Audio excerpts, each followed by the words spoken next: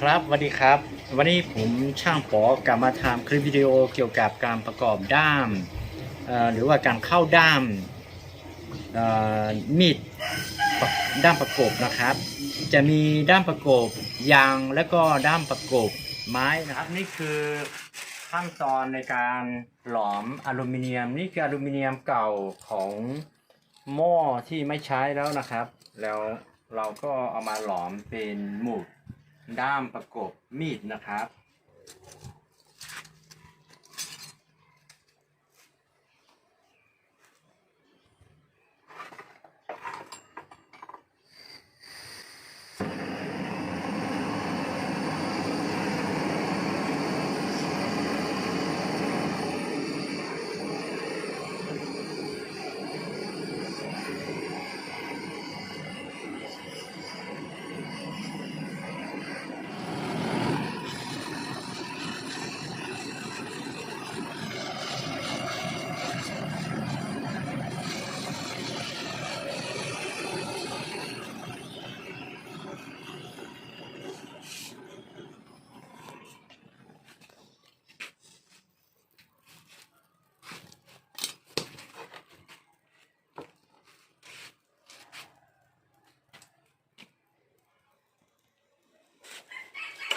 Nice, I got it.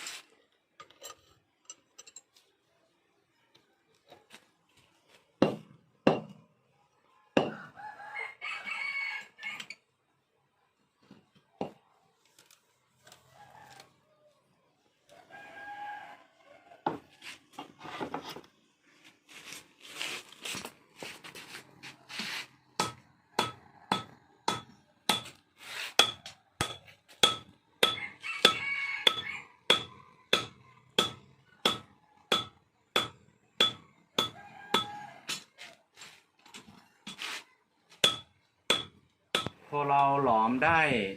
มาเป็นแท่งอย่างนี้แล้วก็จะเอาไปเข้าเครื่องรีดนะครับเพื่อเป็นเส้นแล้วค่อยมาตัดเป็นหมุดใส่ด้ามประกบนะครับ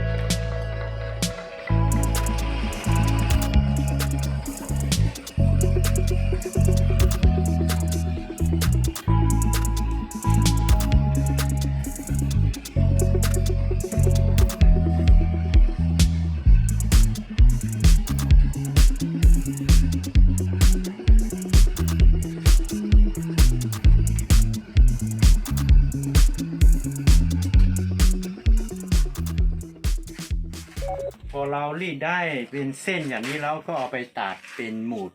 นะครับแล้วก็เอาไปประกอบด้าม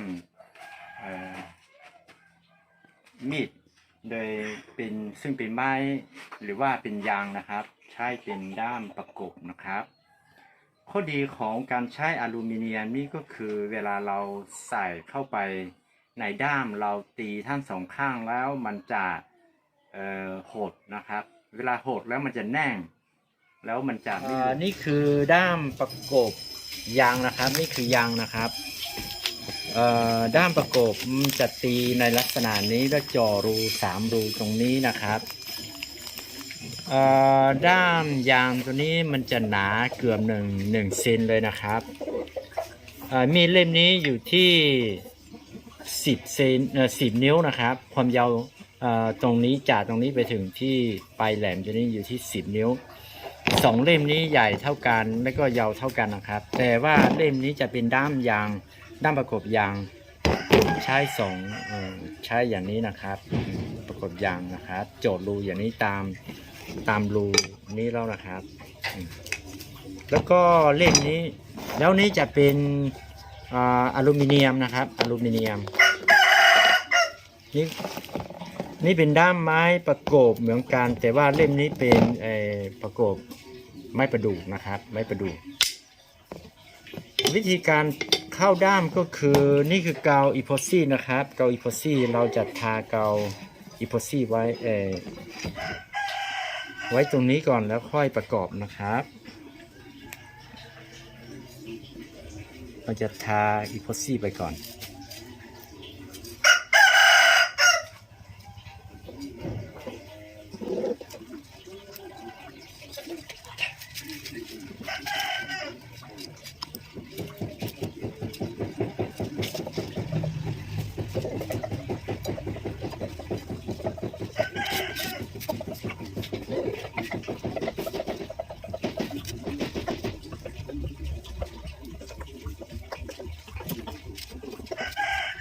แล้วก็เข้าด้ามไปเลยนะครับ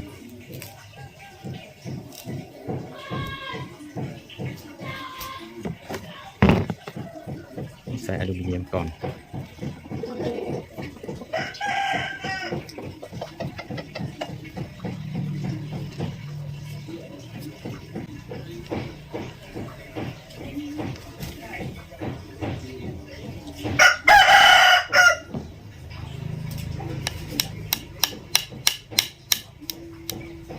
ครับทะลุไปข้างล่างแล้วนะครับ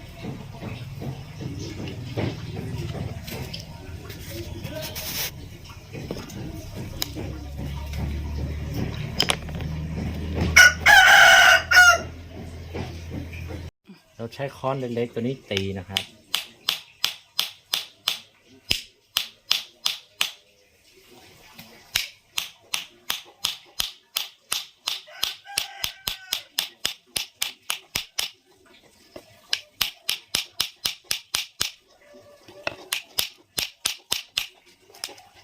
เมื่อกี้เป็นการเข้าด้ามประกบยางนะครับแล้วครั้งเล่มต่อไปคือการเข้าด้ามประกบไม้นะครับนี่เป็นไม้ประดู่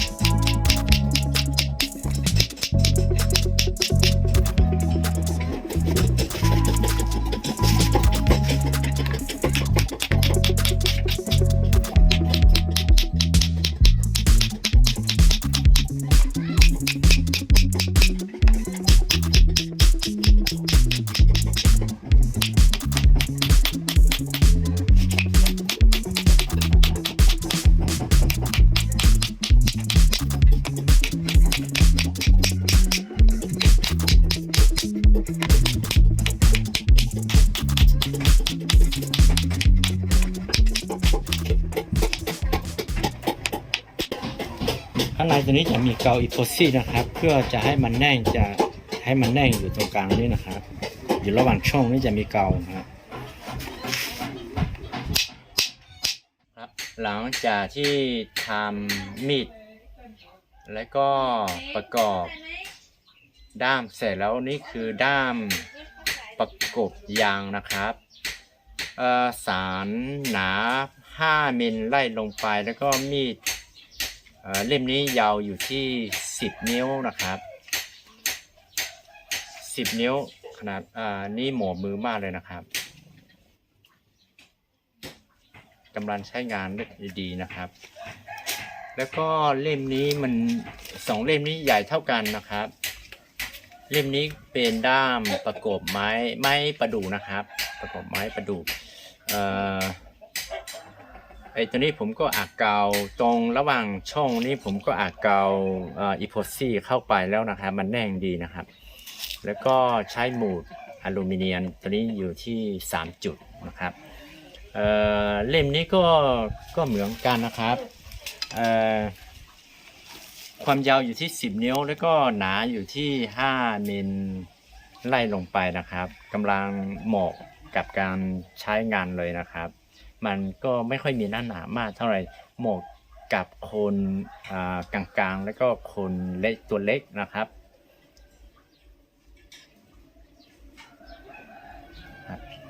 ลักษณะของการทำด้ามประกบเป็นอย่างนี้นะครับ ข้อแตกต่างระหว่างด้ามประกบไม้และก็ด้ามประกบยางประกบไม้นี่โอกาสแตกจะมีมากกว่าแต่ว่าถ้าเราอาจเกาอีโพซี่เข้าไปแล้วน่าจะทนเหมือนกันนะครับ ส่วนด้ามประกบยางข้อแตกต่างของด้ามประกบยางก็คือมันเหนียวโอกาสแตกไม่มีเลยนะครับไม่มีเลย แล้วก็ด้ามประกบยางตัวนี้มันจะมีน้ำหนักกว่าด้ามประกบไม้นะครับเพราะว่ายางมันจะมีน้ำหนักกว่าข้อแตกต่างก็คือหนักและก็เหนียวและทนนะครับส่วนด้ามประกบไม้นี้ก็คือมันโอกาสแตกก็มีสูงและก็ถ้าเราใช้งานหนักนะครับงานเบาไม่มีปัญหาและก็ถ้าด้ามประกบไม้ตัวนี้มันจะเบาครับมีน้ำหนักเบากว่าด้ามประกบยางเล่มนี้นะครับนี่คือฟักนะครับฟักนี่ผมจะทำให้พอดีแต่ว่าเกี่ยวกับฟักบางคนลูกค้าที่เขาบอกว่ามันแน่นเกินไปบางคนก็บอกว่ามันหลวมเกินไปเพราะฉะนั้นฟักมีดตัวนี้มันจะมีปัญหาหลายอย่างเพราะว่ามันจะมีตามฤดูกาลถ้าหน้าฝนเข้ามามันก็จะแน่นถ้าหน้าร้อนหรือว่าหน้าแล้งมันจะหลวมนะครับมันก็จะเปลี่ยนแปลงตามอากาศด้วยนะครับมันก็มีส่วนบ้างนะครับตรงบ่าตัวนี้คือผมทำเพื่อเวลาผูกเชือกแล้วมันจะประคองเชือกไม่ให้หลุดนะครับเวลาเรารัดเชือกใส่เอวตัวนี้มันจะประคองเชือกอย่างตัวนี้บาดตัวนี้มันคืออย่างนั้นนะครับการที่เราทำบาดตัวนี้มันข้อดีก็คืออย่างนั้นแล้วก็เล่มนี้ก็คือฟักตัวนี้ก็จะทำให้มันพอดีเหมือนกันนะครับ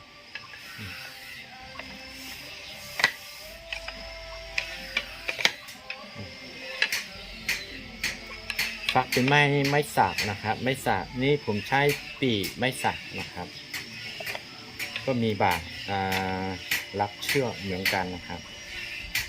คือ2เล่มนี้เป็นเจ้าของเจ้าเดียวกันนะครับเป็นของลูกค้าเจ้าเดียวกันนะครับคนเดียวนะครับ